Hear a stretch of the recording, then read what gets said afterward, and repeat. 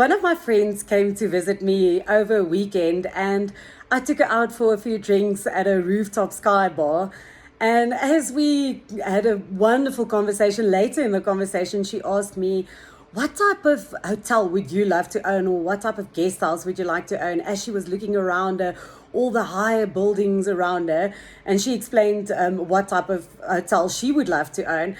And she was amazed the moment when I started telling her exactly what I would love to have as a guest house if I were to own one. And she asked me, "How do you know this in so much detail?"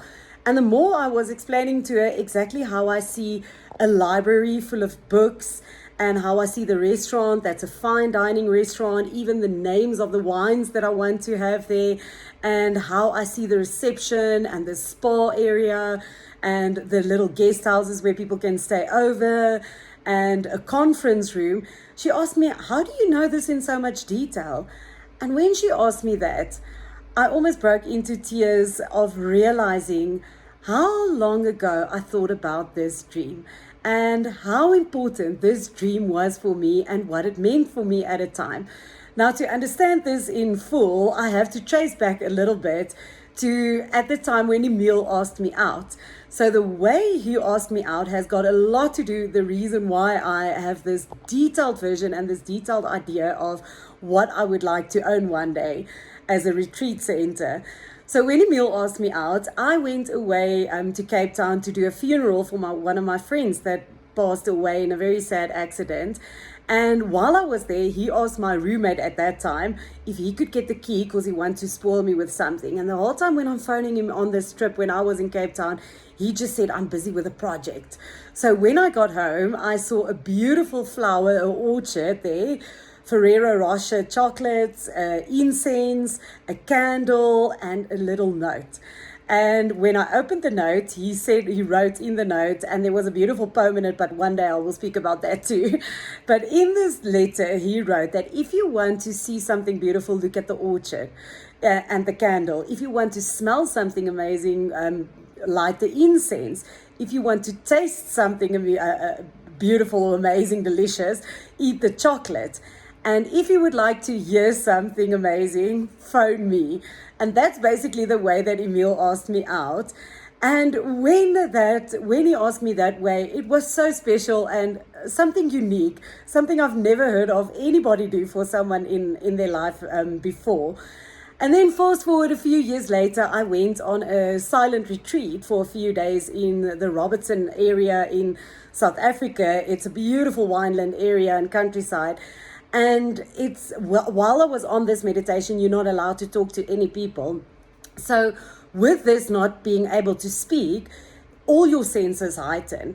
And as I was sitting there one day eating a grape, I tasted it, I looked at it, I noticed it, and the idea popped in my mind that I would love to own a retreat center and base it on the way that Emil asked me out.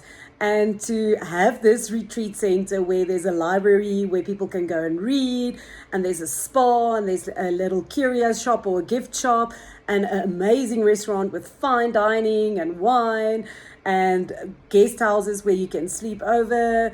And that's where I realized the way I will market it is through how Emil and I met, as it is our family legacy that we want to leave.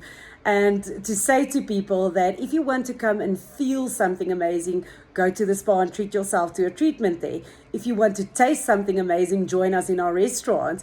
If you want to see something amazing, walk around the fields and the vineyard there and live in the room, or go look at the books in the library.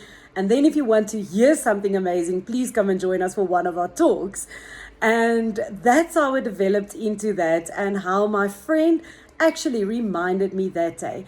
But the reason why I got tears was because it was a long forgotten dream. It was a dream that I actually put on the bookshelves, and it kind of got a little bit of dust because I didn't attend to it and I didn't give attention to it. And that made me think to share this with you today, to ask you what old dreams is on your bookshelf that gathered a little bit of dust. What old dreams have you forgotten about, but you can see it so vividly and so clear in your mind's eye, And it is so important to you because it's got such a deep, meaningful connotation and a fulfilling feeling for you inside. And then, accompanied with that, for what reason did it end up on the shelves? Why did you stop attending to this dream? Was it perhaps because you haven't achieved goals lately and you kind of lost confidence in yourself and it felt like I don't even achieve my goals anymore? Why dream still? Or is it for a reason that something else important, more important, came over your path and you decided to first pursue those goals?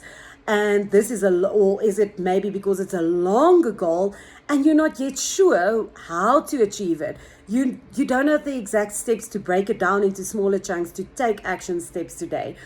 But in essence, I would love to leave you with the thought of what old dreams needs and deserve to be taken off the bookshelf and need to be dusted off a little bit and to blow some new energy into them again and to remember why you had that dream in the first place. I would love to hear from you.